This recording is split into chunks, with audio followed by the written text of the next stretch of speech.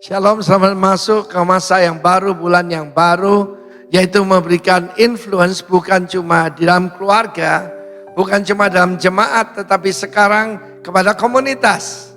Rencana Tuhan, raki itu tidak simpan di dalam yaitu kotak, tetapi dimasukkan dalam adonan. Seperti saya katakan, harus engage, harus berhubungan.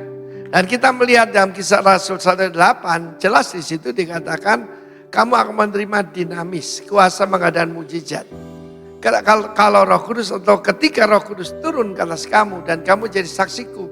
Saksi seorang raja adalah seorang duta besar. Dan itu kita menerima exousia atau authority. Dan kapan itu? Di Yerusalem, Yudea, Samaria sampai ujung bumi.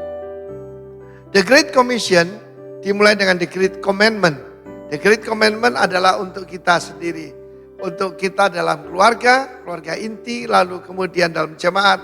Yaitu saling mengasihi sama seperti Tuhan Yesus telah mengasihi kita.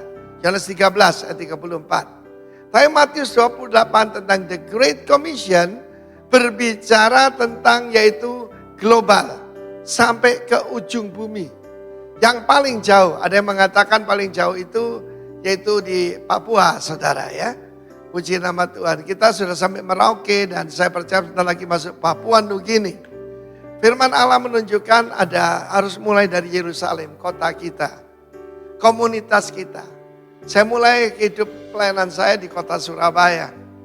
Dan mulai dari satu komunitas, satu kepada komunitas yang lain. Ya maka kuasa Roh Kudus itu menjamah banyak orang. Saya ingat satu kali saya diundang yaitu ke satu perkumpulan mereka yang suka itu ngebreak istilahnya ya. Pakai radio amatir ataupun pakai saudara tahu yang dimaksudkan itu. Dan mereka semua memperkenalkan dirinya dengan call sign. Ada Yankee Bravo, Yankee Charlie. Dan waktu ketemu saya kenalkan diri saya Alfa Romeo. Mereka tanya apa itu Alfa Romeo? Anak raja. Amen. Dan dari situ mulailah pertanyaan, mereka ketawa, tapi saya mulai memperkenalkan.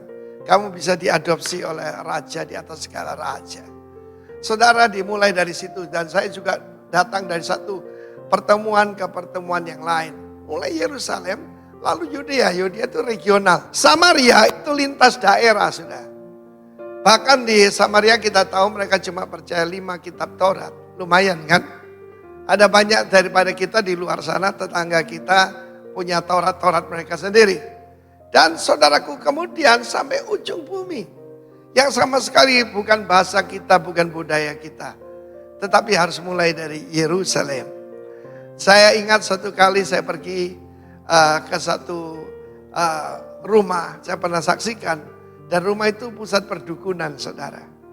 Ketika sampai di sana, saya berhubungan langsung ataupun bertemu dengan dukunnya bertobat. Seluruh perdukunan murid-muridnya itu pada bertobat dibaptis dan tempat itu menjadi persekutuan doa. Dimulai dari Yerusalem, dimulai dari rumah saya, kemudian teman-teman saya dan itu kota itu di Bandung saudara ya. Itu mulai lintas daerah, bukan lagi Jawa Timur. Tetapi Tuhan rencana Tuhan membawa kita sekarang sampai kepada daerah-daerah yang baru.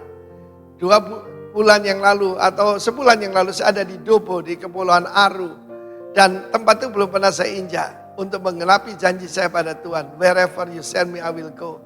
Sebab otoritas dan kuasa ini tidak untuk diri kita tetapi untuk orang lain. Tuhan memberkati kita, jadilah saudaraku saluran kuasa Tuhan. Pakai otoritasnya untuk memuliakan namanya.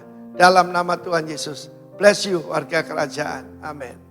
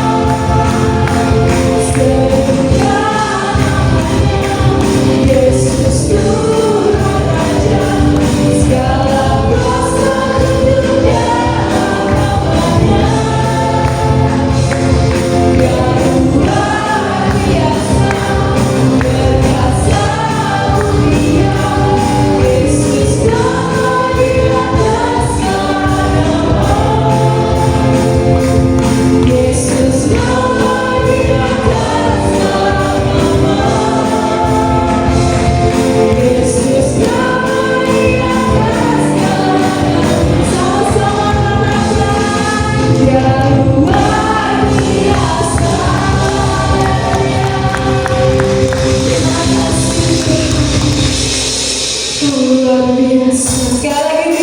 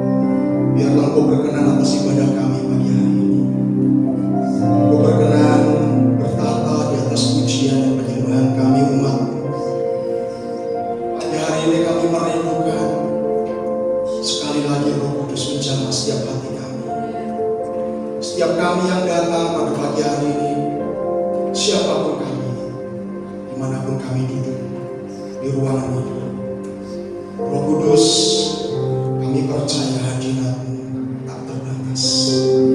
Engkau sanggup menjamah setiap hati kami.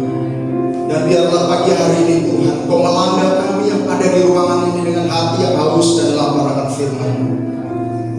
Kau memberikan kami hati yang merindukan Tuhan.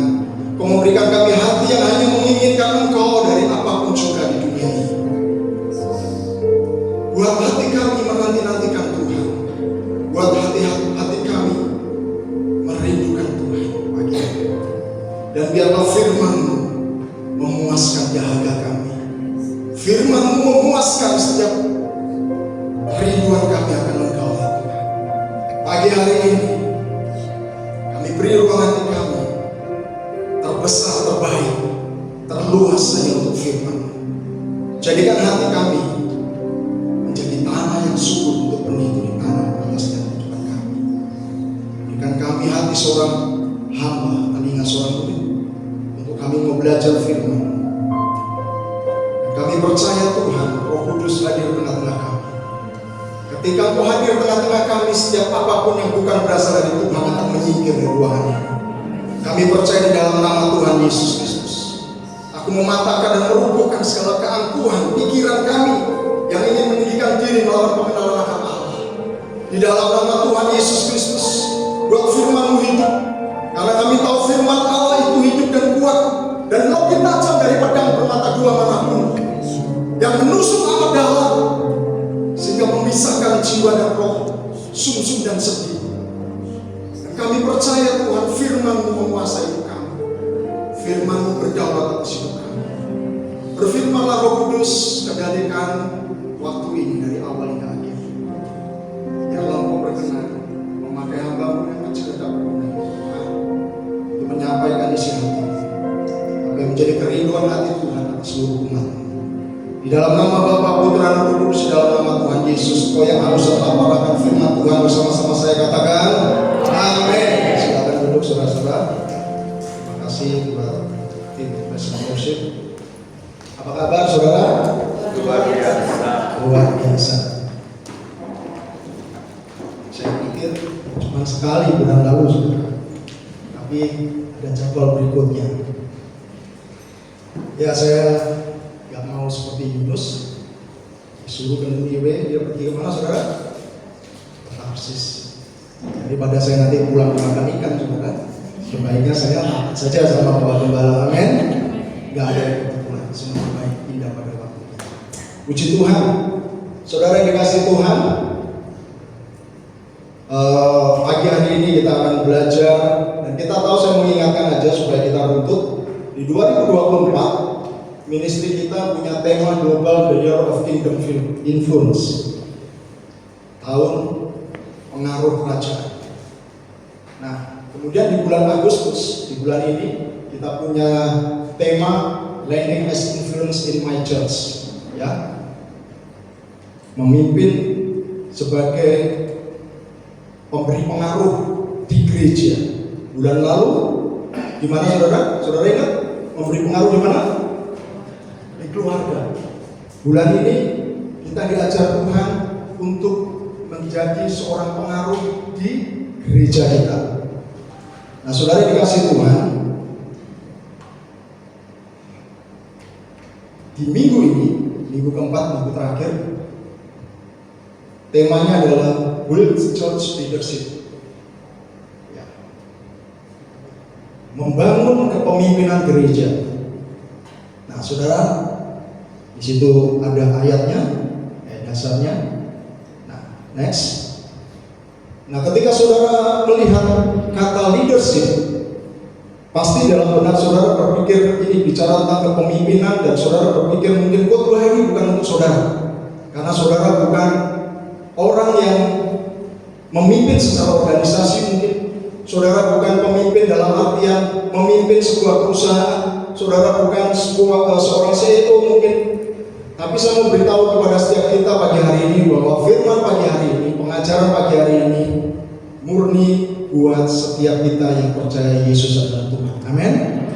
Jadi kalau saudara berpikir apakah saya adalah seorang pemimpin, saya jawab, saya akan katakan bahwa kita semua adalah seorang pemimpin.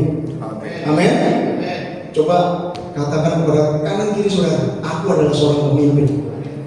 Nah, jangkar. Yang di kanan kirinya nggak ada orang, boleh menunduk saja. Saudara yang dikasih Tuhan, di sana dikatakan apa? Dalam ajaran kekristenan, setiap orang percaya dipanggil untuk menjadi seorang pemimpin. Semua kita yang sudah mengakui Yesus adalah Tuhan dan Juru Selamat kita, autopilot pasti ditentukan menjadi seorang pemimpin. Semua kita.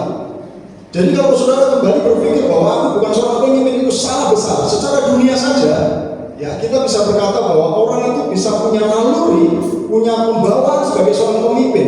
Kalau saudara seorang pria, cepat atau lambat atau saat ini posisi saudara dan kepala keluarga, saudara harus memimpin keluarga saudara, memimpin kepada kebenaran, memimpin di dalam kehidupan yang benar sesuai dengan firman Tuhan dalam konteks gereja.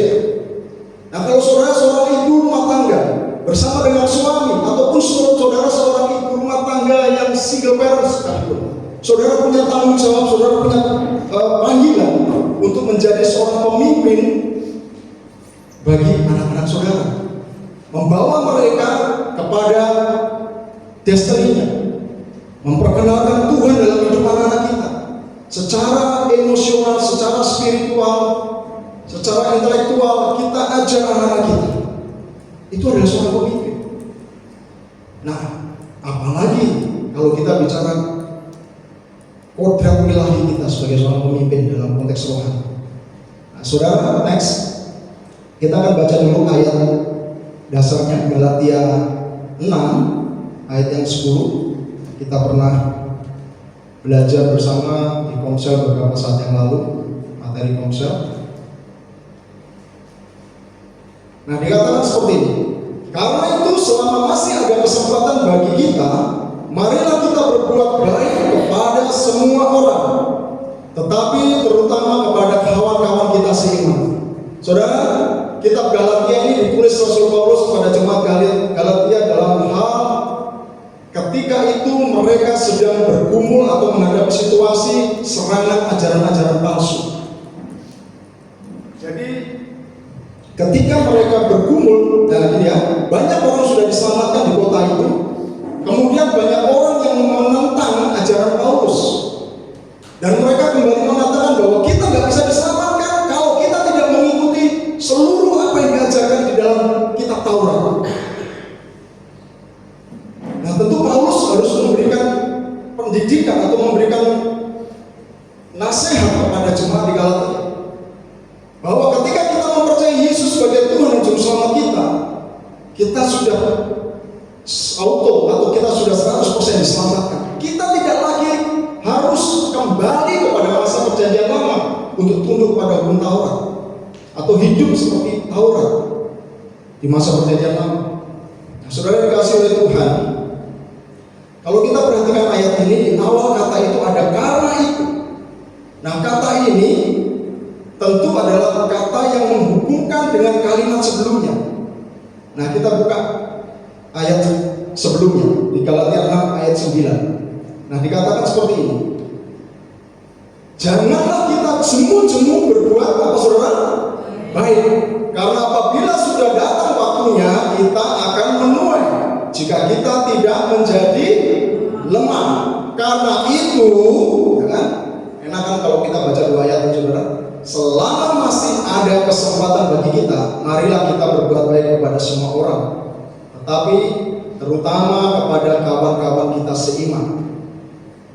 Nah, saudara yang dikasihi oleh Tuhan, dari ayat yang kita baca ini kita mendapatkan sebuah pengertian bahwa kepemimpinan dalam gereja bukan sekadar tentang memimpin.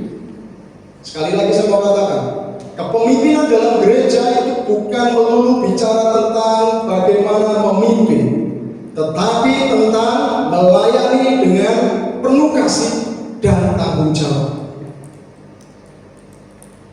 Next. Bukan sekedar bicara tentang memimpin, tetapi melayani dengan penuh kasih dan tanggung jawab. Itu adalah kepemimpinan Kristen, saudara. Galatia 6 ayat 9 dan 10 ini memberikan panduan yang sangat berharga. Bagaimana seharusnya kita melayani Tuhan, bagaimana seharusnya kita melayani umat, bagaimana seharusnya kita melayani sesama kita. Nah, mari kita belajar prinsip-prinsip dalam ayat ini. Karena saya percaya bahwa ayat ini akan membentuk pola pikir dan tindakan kita sebagai seorang pemimpin.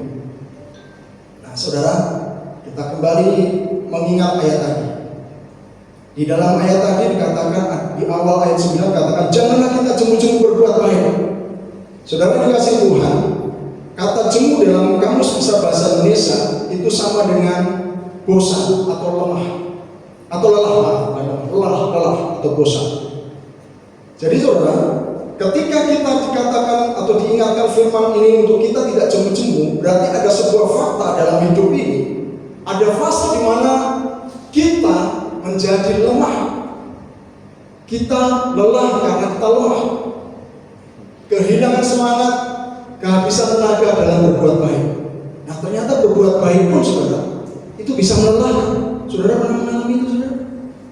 Saudara berbuat baik kepada saudara-saudara, saudara berbuat baik kepada teman saudara, saudara berbuat baik kepada tetangga saudara.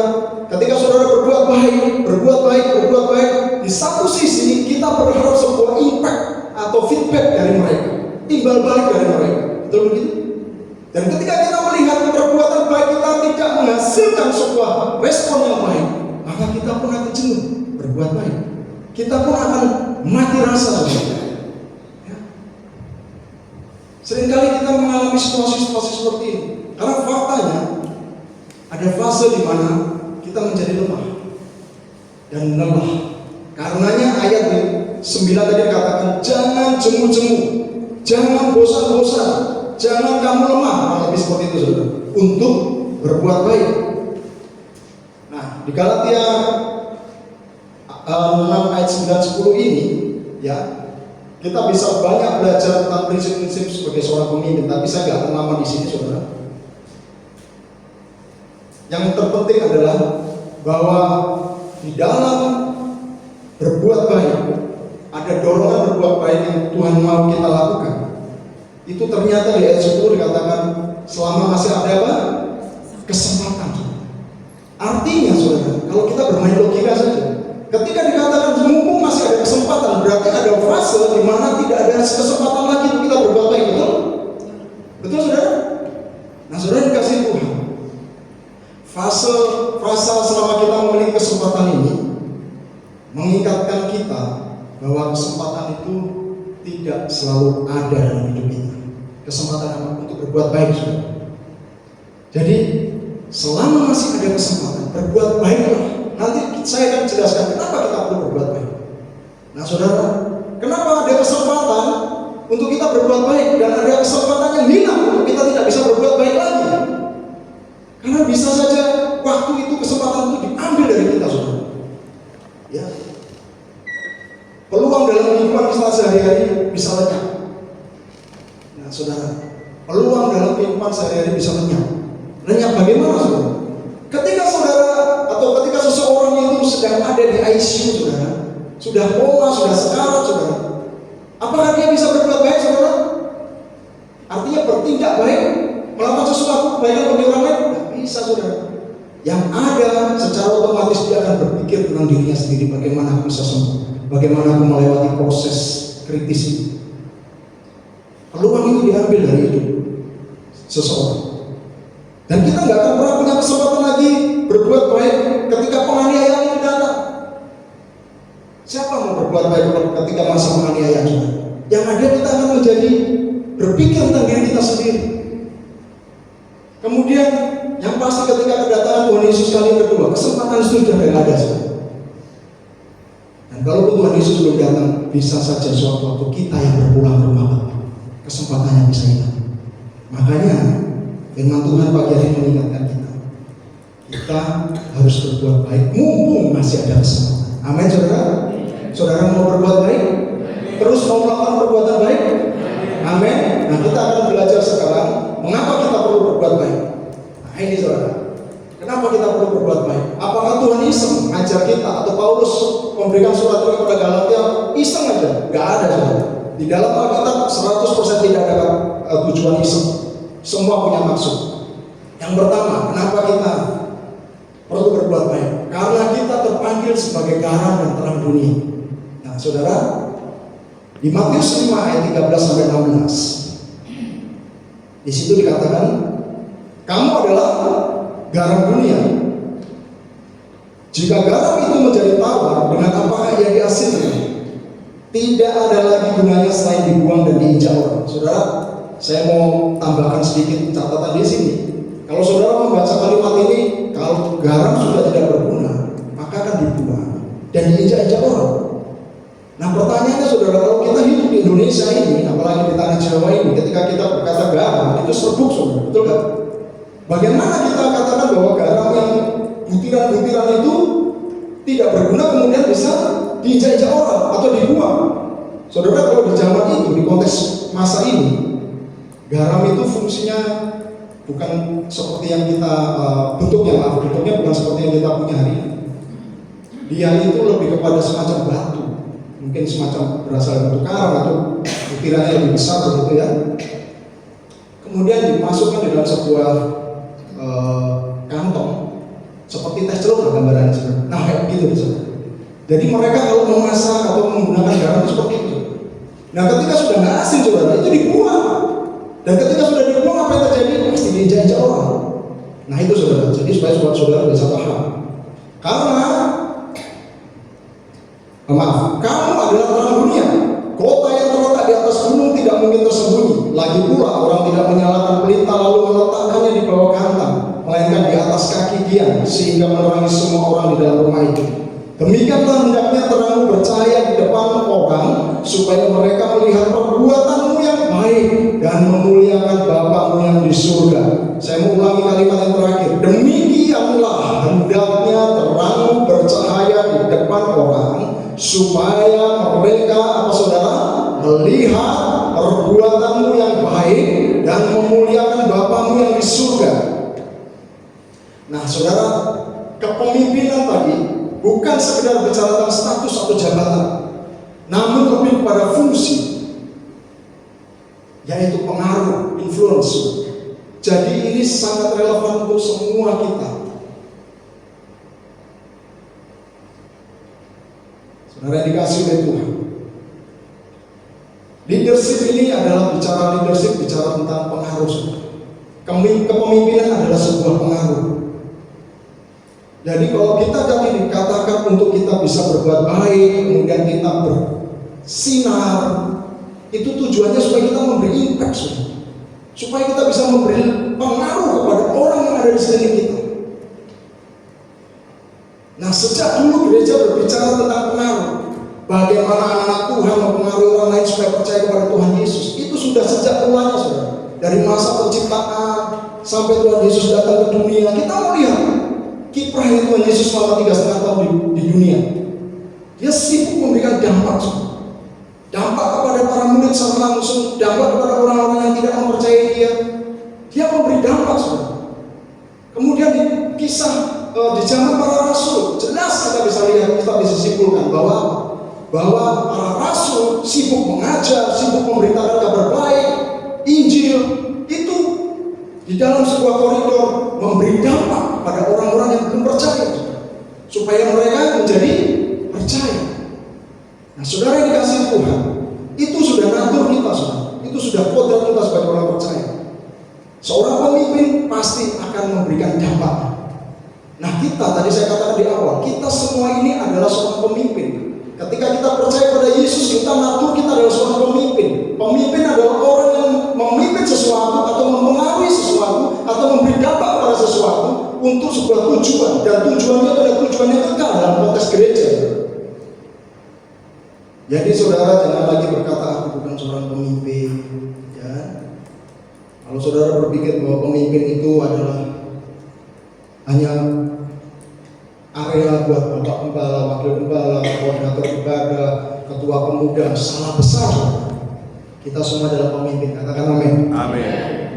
Nah, saudara dikasih oleh Tuhan, kita akan lanjutkan. dalam konteks ini kita bisa mempengaruhi semua yang ada dalam hidup kita. Nah, saya akan menyatakan kepada setiap kita atau memberikan sebuah informasi kepada kita bahwa di dalam hidup kita hari-hari ada sebuah masa atau sebuah keadaan war of influence, perang pengaruh. Nah, ketika saya di dalam intimasi saya pribadi dengan Tuhan, tiba-tiba Tuhan taruh impresi perang pengaruh. Saya ingin tahu apa perang pengaruh. Nah, saudara, saya mau coba berbagi pada setiap saudara di tempat ini. Ternyata saudara, kita sadar gak sadar kita sedang memasuki masa yang luar biasa. Nah, ya, next slide. Kita sedang memasuki masa perang pengaruh di berbagai lini kehidupan. Ya, saudara. Ada perang pengaruh yang terjadi di dunia perdagangan, saudara. Kalau saudara lihat hari-hari ini, media sosial digunakan untuk mempengaruhi calon-calon pembelinya. Kalau saudara suka TikTok, saya anti TikTok, saya anti Instagram, terus terang aja, saudara. Bukan berarti anti nggak menggunakan, enggak, karena saya nggak mau buang waktu nge-scrolling. Saya katakan sama anak saya yang udah ngerti itu ya, kamu punya TikTok, kamu scroll terus, ibaratnya itu kamu sedang membuang waktu yang nggak ada gunanya. Kenapa, saudara? Laut itu ada batasannya, saudara. Sedalam apapun laut ada dasarnya, saudara. Kalau TikTok kamu scroll, itu nggak pernah ada batasan. Saudara pernah yang scrolling TikTok itu terus berhenti, tamat gitu, terus balik lagi ke atas? Pernah?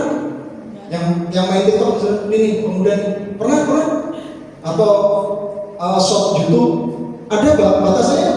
Itu mau 24 jam kamu angkat jari begini terus terjadi, saudara. Beralih terus. Nggak ada batasannya, saudara. Makanya kalau saudara tanpa sadar di situ berjam-jam di situ ngeliatin iklan ini, iklan, pernah ada kalimat-kalimat seperti itu. Hey guys, sekarang saya ada di tempat ini, di kota ini sekarang ada sesuatu yang viral, guys.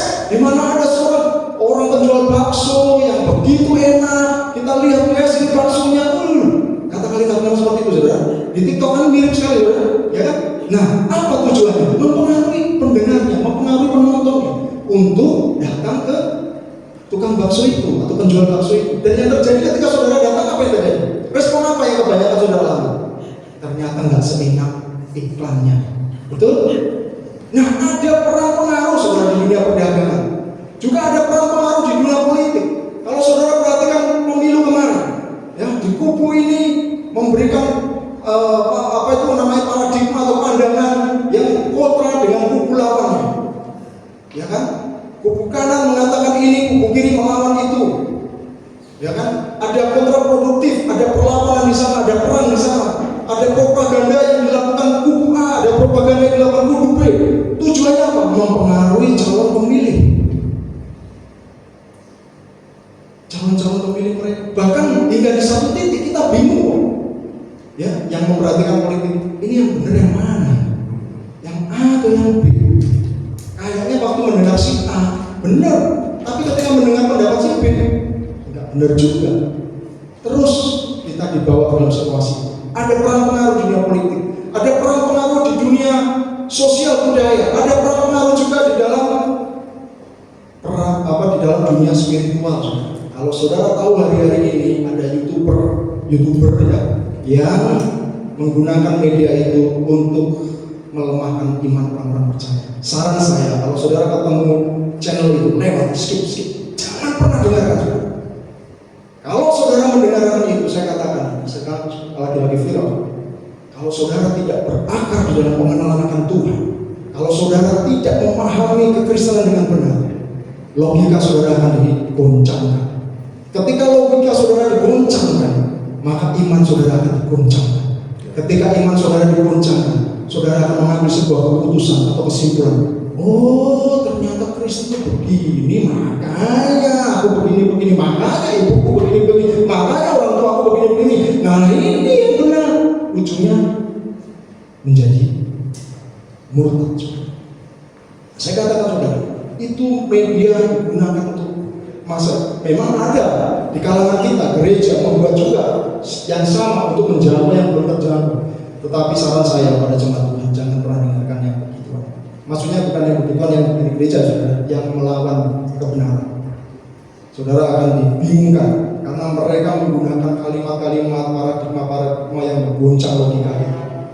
Nah, saudara perlu berakar dulu di dalam pengajaran akan kekristenan supaya saudara bisa aman dalam mendengarkan hal seperti itu. Ibaratnya iman saudara bertek mantap gitu, saudara. Yang next. Ya, lanjutkan. Nah, gereja harus tanggap akan situasi ini. Gereja harus sensitif dengan situasi. Gereja harus menjadi yang paling terdepan memproteksi jemaat, memproteksi umat Tuhan. Untuk apa, saudara? Untuk tidak pernah menggugurkan imannya dan beralih pada iman kepercayaan lain. Oh, ini bukan bicara tentang jumlah, saudara, tapi ini bicara tentang sebuah keselamatan, karya kekal yang Tuhan berikan dalam hidup setiap orang. Nah, kemudian harus memiliki sistem yang relevan. Gereja harus beradaptasi dengan keadaan, saudara. Gereja gak bisa lagi stuck dengan kondisi yang 10 tahun, 20 tahun yang lalu. Kita harus relevan, saudara. Kita harus mengikuti perkembangan. Dan gereja tidak boleh sibuk hanya dengan ibadah-ibadah, tidak boleh sibuk hanya dengan tata cara yang formal, saudara. Tapi harus masuk lebih dalam, harus melangkah lebih dalam. Yang harus terpenting adalah relevan, saudara. Konsep kepemimpinan orang percaya berkaca dari Galatia 6:9-10 ini, saya percaya akan mengingatkan kita, akan menguatkan kita, membangunkan kita untuk tanggap dalam situasi yang ada. Saya berdoa saudara menangkap itu. Nah, kenapa kita perlu berbuat baik? Yang kedua adalah karena kita harus meneladani Kristus. Nah, saudara, karena kita harus meneladani Kristus. Itulah alasan kedua kenapa kita harus berbuat baik. Tentu banyak alasan yang lain, saudara. Tapi saya nggak punya cukup waktu untuk menjabarkan semuanya. Saya ambil yang terpenting, yang dua hal aja. Ya, karena kita dipanggil sebagai garam dan terang dunia. Yang kedua karena kita harus meneladani Kristus. Next. Saya tampilkan di sini Saul versus Daud. Saya mau ceritakan bahwa Daud itu adalah seorang raja dan raja pertama bangsa Israel. Benar, saudara? Betul, saudara? Semua Kristen kan di sini tahu cerita ini kan? Nah, Daud itu adalah gambaran seorang pemimpin, saudara. Tetapi saudara harus tahu bahwa Daud itu adalah pure pemimpin, saudara, karena dia raja. Dia memimpin, tetapi dia memiliki hati. Kalau saudara belajar kisahnya, hatinya masih egois, hatinya itu penuh dengan iri dengki, hatinya itu penuh dengan ketidaknyamanan, tidak tenang, saudara. Dia merasa terancam dalam segala keadaan. Tetapi kalau saudara lihat Daud berbalik, saudara. Dia pemimpin, tentu dia juga raja. Dia juga memimpin sebelum jadi raja, dia menjadi raja Yehuda, kemudian raja Israel. Dia juga seorang pemimpin kepada orang-orang yang bermasalah, saudara. Ingat saudara kisah di Gua Adulam? Ya, di situ berkumpul siapa, saudara? Orang-orang yang dikejar hutang, ya kan, orang-orang yang bermasalah dengan hati, dikumpulkan, saudara, di satu gua yang namanya Gua Adulam, saudara. Saya dulu punya ponsel, saya namakan Gua Adulam, saudara. Luar biasa, karena orangnya begitu-begitu, saudara. Jadi saya katakan Gua Adulam, ponsel Adulam.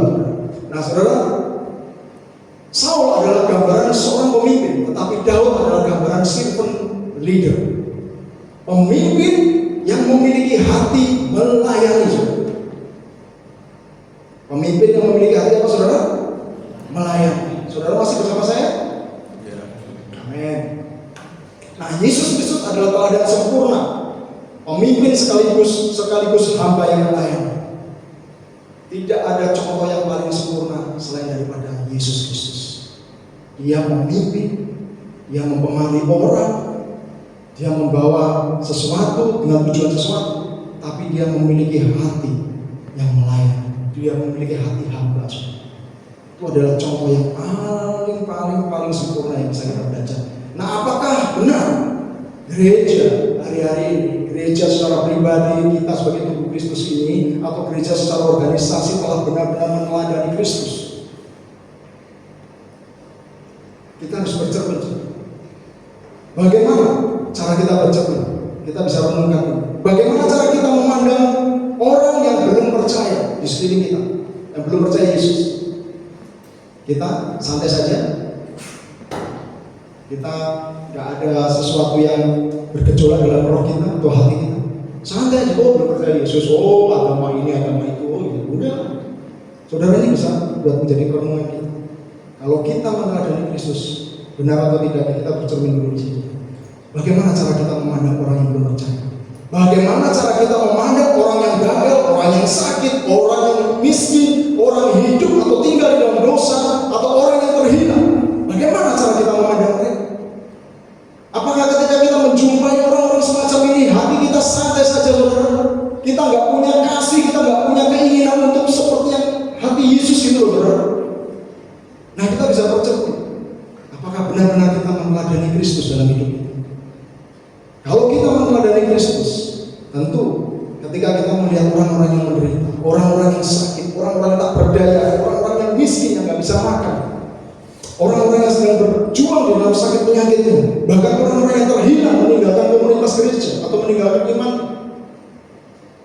kita nggak boleh cuek, kita nggak boleh acuh-acuh, tapi kita harus memiliki hati seperti Kristus.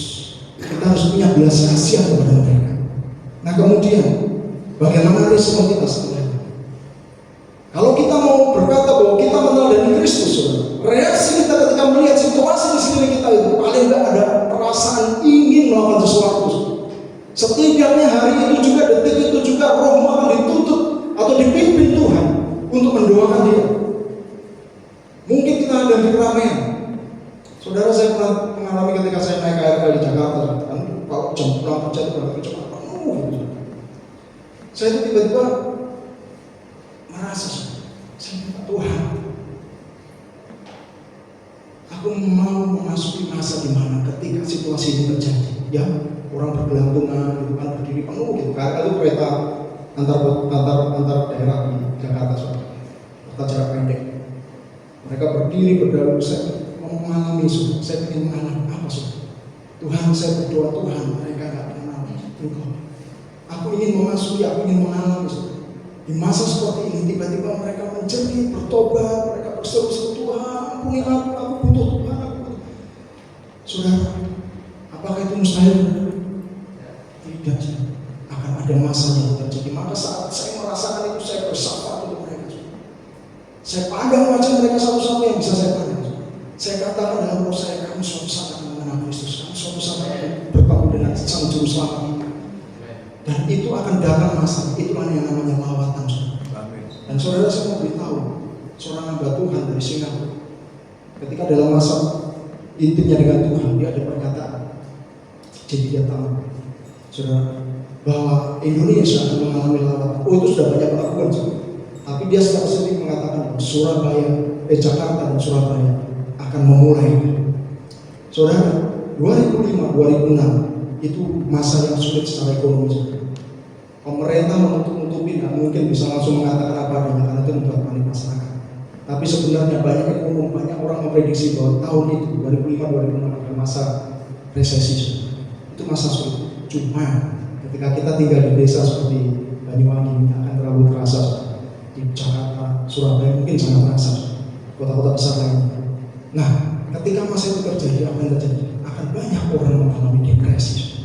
Dan disitulah gereja harus merespons. Amin. Saudara, saya lanjutkan, saudara. Ya, apakah hati dan sikap kita sudah seperti Yesus atau bukan? Ya, sebagai hamba, Yesus Kristus menunjukkan makna pelayanan sejati, pengorbanan dalam kepemimpinan, saudara.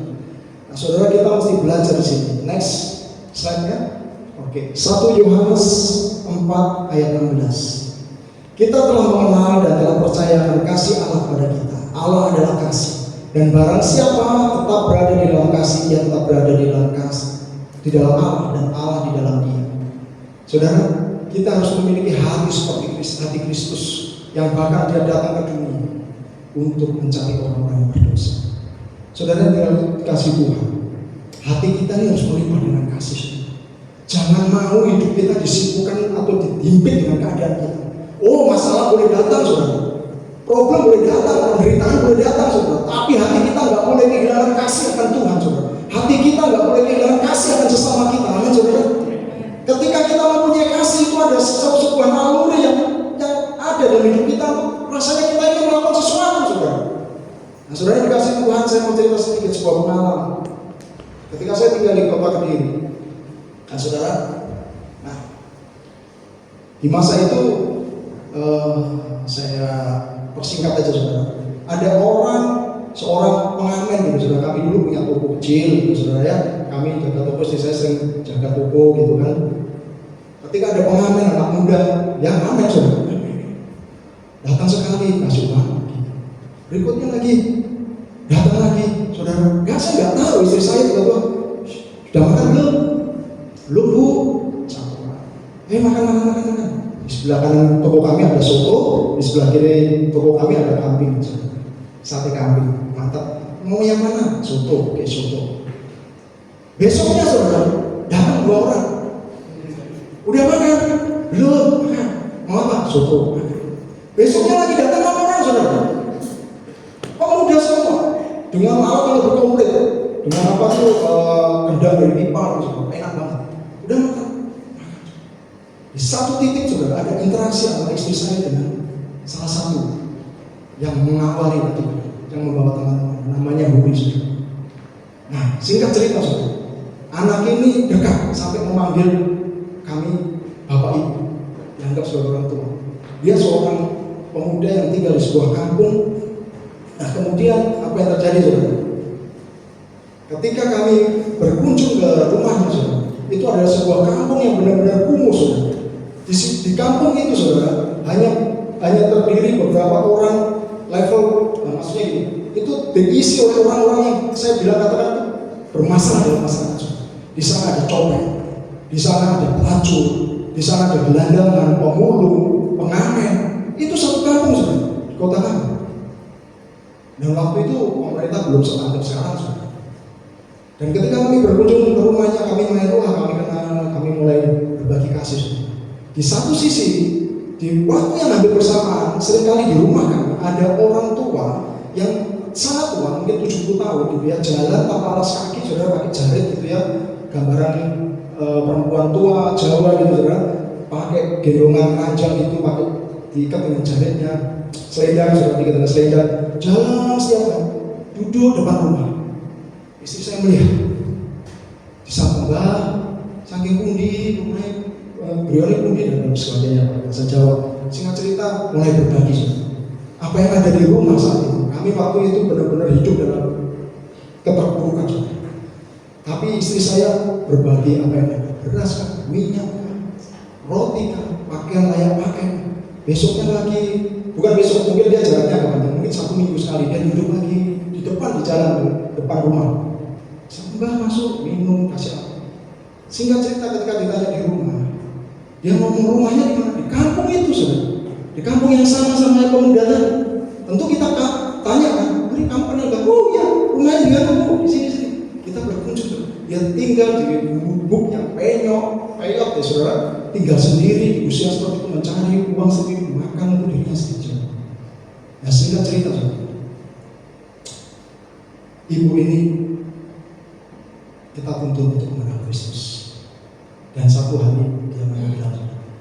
Mbah yang meninggal tentu meninggal di dalam iman sebagai pengikut Kristus. Amin saudara. Amin. Nah satu waktu lagi saudara, ketika kampung itu sudah sering kami kunjungi, saya sering kali panggil dari tim pelayanan LPMI waktu itu yang ada di kota Kediri, dokter-dokter muda, saya ajak ke sana sebulan sekali, periksa gratis, beri obat gratis saudara.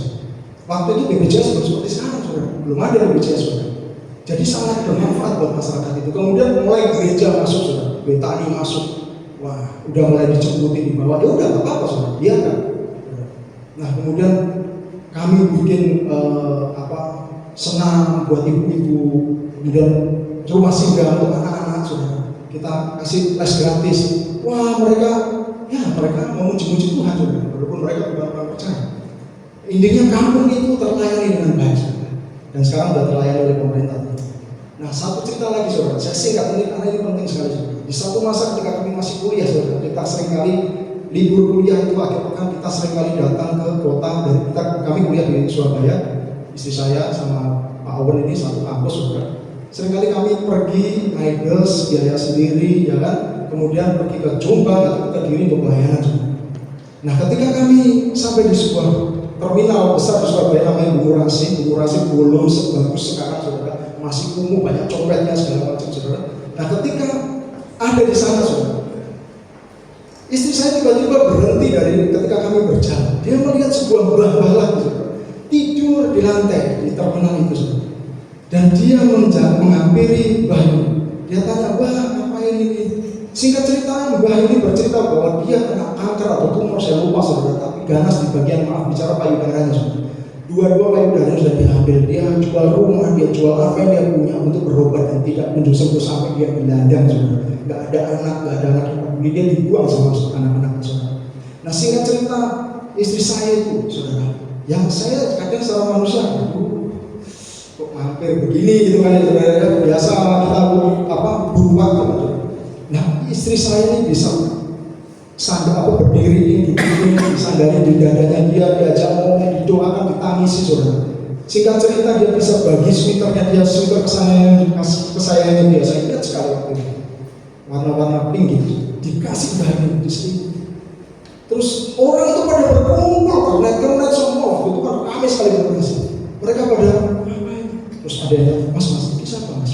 Acaranya sampai rawat mas, mau kayak gini mas. Iki lho wis berbulan-bulan lagi nek sing peduli mas. Wis sakno nyembah itu. Baik kok ya umur ya begitu. Rasa-rasa. Nah singkat cerita saudara, kita doakan baik. Kita ajak terima Tuhan Yesus. Dan dia menerima Tuhan Yesus dalam keputusan saya. Kita pergi pelayanan saudara. Ketika kita pulang ke pelayanan, kita kembali ke Surabaya. Tentu kita kembali ke Bungurasi dong. Kita tanya kepada orang-orang di sini. Pak, ibu-ibu yang di sini gimana? Mereka bilang sudah meninggal, sudah diambil dinas sosial. Saudara dikasih Tuhan, ketika kita berbuat kebaikan, seringkali Tuhan ajar kita untuk membawa pengenalan Yesus kepada orang lain. Amin saudara.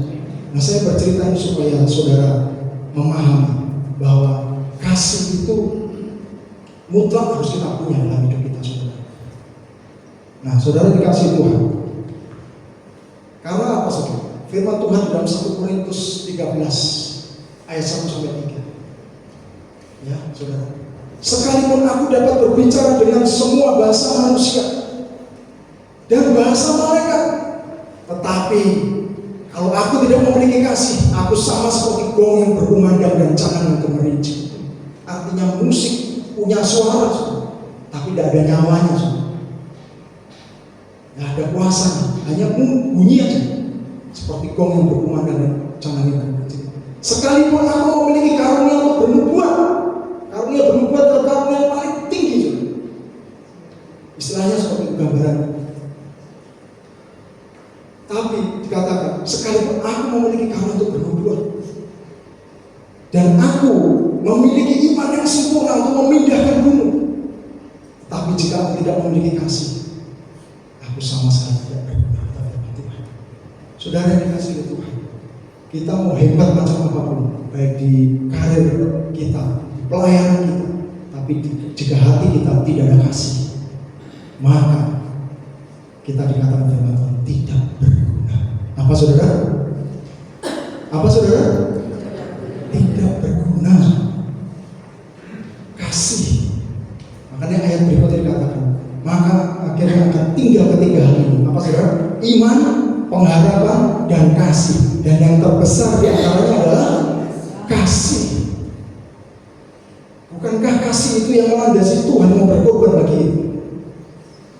Bukankah kasih itu yang mendorong para rasul memberitakan Injil hingga bertaruh nyawa, saudara? Kita tahu kisah hidup para rasul yang mati damai cuma 1-2 aja, saudara. Lainnya disiksa, saudara, mati. Kenapa mereka bisa mau berkorban seperti itu? Karena kasih. Kasih kepada siapa? Kasih kepada Tuhannya dan kasih kepada sesama. Rasanya mereka tidak ingin meluputkan satu orang pun binasa. Saudara dikasih oleh Tuhan, gereja atau jemaat harus memiliki hati seperti itu. Kita harus siap menyambut sebuah masa lawatan itu, saudara. Amin. Kita harus siap-siap menyambut masa di mana tuah yang besar terjadi, saudara. Amin. Jangan sampai di tahun 65 terjadi, saudara. Kita pernah mengalami itu, gereja Tuhan pernah mengalami masa itu. Ketika masa G30 SPKI itu, saudara. Ya kan? Banyak orang ketakutan. Mereka datang ke gereja, mereka datang ke hamba Tuhan, tapi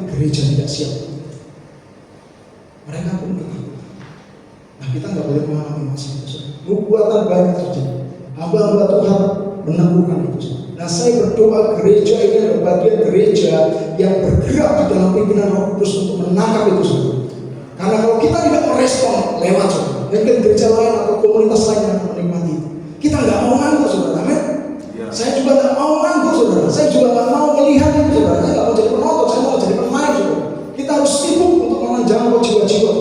Pelayanan kita di tempat ini, kok bermain musik, kok WL, kok LCD, pelayanan apapun di gereja ini, itu adalah memiliki tujuan untuk membangun diri kita. Setelah kita dibangun dalam komunitas gereja ini, kita harus do something untuk orang lain juga. Amin. Jangkau tetanggamu, bagi kebaikan buat orang-orang sekelilingmu. Saya berkata di sini untuk semua umur saudara. Engkau anak yang sekolah, anak muda, engkau yang bekerja, kau bisa berbagi kebaikan kepada mereka. Karena ujungnya saudara, dari cara berbuat kebaikan itu, maka mereka akan tertarik kepada siapa yang dinamakan Kristus itu. Amin saudara. Nah saudara, yang terakhir saudara dikasih oleh Tuhan. Apapun kondisi kita hari ini, ketika saudara mendengarkan saya menyampaikan ini, mungkin saya berpikir, sampai enak, aku bergumul, aku berjuang, gak ngerti besoknya apa. Masa aku terlalu banyak sama katakan saudara. Tuhan tahu saudara. Tuhan tahu, amin. Nah pertanyaannya saudara, kalau Tuhan tahu, tetangga kanan kiri kita yang di gereja, saudara kanan kiri kita tahu nggak kondisi? Kita tahu nggak saudara kita yang saat ini sedang mengalami? Kita tahu nggak saudara kita yang langsung mengalami? Kita harus tahu saudara, amin. Kita nggak boleh hidup untuk diri kita sendiri saudara. Saudara harus tanggap akan hal itu, sensitif akan hal itu. Pengenalan kita bukan sekedar Bu, shalom, Pak, shalom. Tidak bisa seperti itu saudara. Harus lebih dalam lagi. Ada kasih yang diimpartasikan, ada hubungan yang kuat yang melekat di antara sesama jemaat Kristus. Jadi ketika sesuatu terjadi dalam diri seseorang, kita tahu apa yang harus kita lakukan. Berbuat baik tidak selalu berbicara tentang apa yang kita punya. Seringkali kita bisa berbuat baik dari apa yang tidak ada dalam diri kita.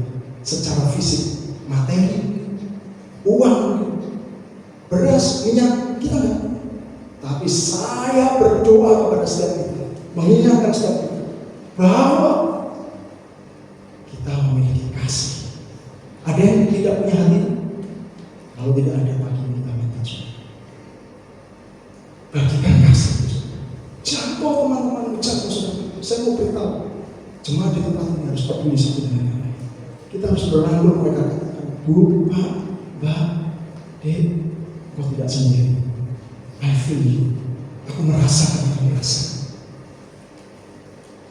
Amin, saudara. Saya ingin kita semua mengalami sebuah masa di mana kita memperdulikan satu dengan yang lain. Tadi dikatakan, terutama saudara-saudara seiman.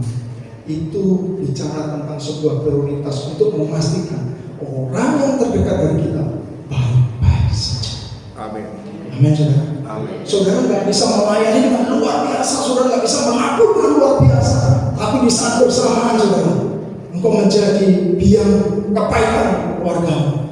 Di saat yang bersamaan, engkau melihat orang tuamu tidak bisa makan, saudara nggak bisa makan, tapi engkau melakukan banyak di pelayanan di gereja. Itu tidak Tuhan mau, saudara. Saya mengingat karena saya mengalami itu. Saya punya saudara, nabur di gereja, saudara, kota besar. Wah, bangga karena tertera di warga jemaat sekian juta. Tapi saudara nggak bisa makan, nggak bisa makan juga. Dia nggak mau ngasih. Saudara yang dikasih oleh Tuhan, kita nggak boleh hidup seperti itu. Ketika engkau sudah memutuskan melayani Tuhan, mari maju satu step ke dalam untuk engkau melayani dengan penuh kasih. Engkau melayani dengan penuh cinta kepada Tuhan. Engkau memainkan musik, engkau nyanyi, engkau mau mempertokan LCD, engkau asal, engkau melakukan itu dengan cinta kepada Tuhan. Engkau melakukan itu dengan cinta kepada sesamamu. Amin, saudara. Karena ketika kita melakukan itu dengan cinta, semuanya itu akan mendatangkan kebaikan. Revival masih terjadi. Amin. Sebelum saya mengakhiri ini, saya sudah tutup tadi. Saya hanya mau sedikit berpesan yang terakhir. Kalau saudara merasa hari-hari ini ada di posisi muak dengan komunitas gereja, saya nggak suka menyampaikan karena saya pernah ada di masa itu. Engkau muak dengan lingkungan gereja, engkau melihat orang-orang seakan-akan juga hidup egois, gak ada yang mengerti aku, gak ada yang peduli aku. Saya mau beritahu hari ini datang kepada Tuhan. Tuhan pulihkan, dan komunitas kita juga harus mendengar satu sisi untuk lebih pedulikan orang-orang sekeliling kita. Saudara mengalami kesulitan apapun, yang harus Anda punya adalah saudara seiman di dalam komunitas gereja. Kalau saudara sendiri, saudara pasti terlibat. Dan bagi kita saudara yang ada di tempat ini yang rajin beribadah, pastikan kita punya pertumbuhan secara rohani untuk melakukan sesuatu yang besar yang Tuhan mau kita lakukan. Jangkau apa yang bisa kita jangkau, saudara. Lakukan sesuatu apa yang bisa kita lakukan, karena kita terpanggil seperti Matius 28:19. Ya, amanat aku, maka jadikanlah semua bangsa itu muridku, baptislah mereka di dalam nama Bapa, Putra, dan Roh Kudus. Itu panggilan kita semua. Kita harus punya mindset bahwa kita bisa dipakai Tuhan untuk memenangkan jiwa-jiwa. Amin.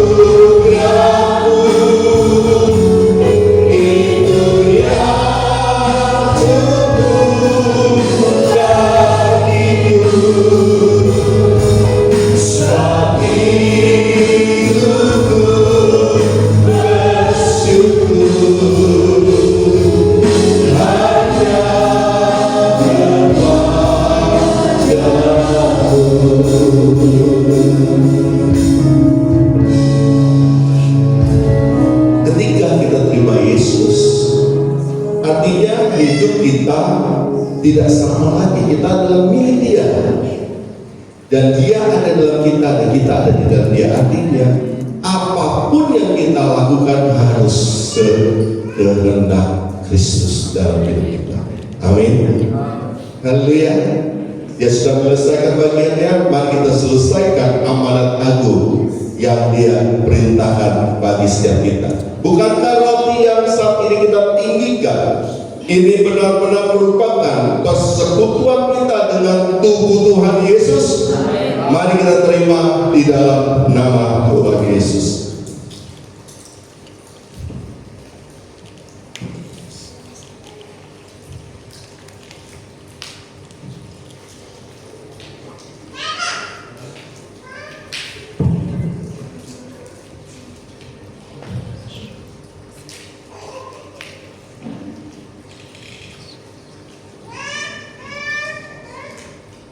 Dia sudah menyelesaikan bagiannya. Mari kita tuntaskan apa yang sudah Dia perintahkan. Bukankah cawan yang berisi anggur dan di atasnya kita mengucap syukur? Ini benar-benar merupakan persekutuan kita dengan darah Tuhan Yesus. Mari kita terima di dalam nama Yesus. Mari kita bawa persembahan kita, kita akan persembahan kita. Bapa di surga, dipermuliakan kami ucap syukur kepada Bapa di pagi indah dan yang baru. Semua ini karena anugerah-Mu Bapa dalam hidup kami. Sepanjang hari-hari kami ini Engkau ada bersama kami. Engkau memberkati, Engkau mencurahkan apa yang kami perlukan Bapa. Saat ini kami akan memberikan persembahan. Tuhan, sucikanlah hati kami, sucikanlah persembahan kami ini Bapa, biar boleh berkenan di hadirat-Mu. Dan bila semua ini Tuhan untuk kemuliaan kebesaran nama-Mu. Terima kasih Bapa, kami siap memberikan persembahan ini dengan tulus hati di dalam nama Tuhan Yesus. Kami sudah berdoa dan kami sudah mengucap syukur. Haleluya. Amin.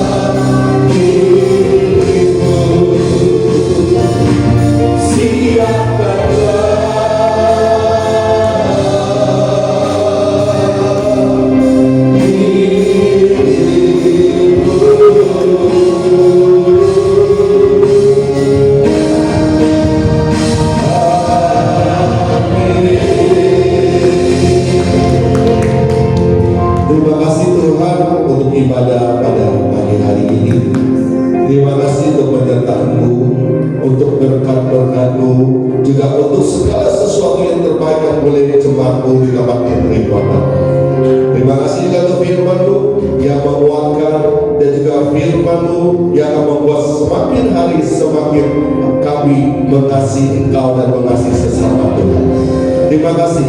Jemaat yang terkasih, mari angkat tangan kita pulang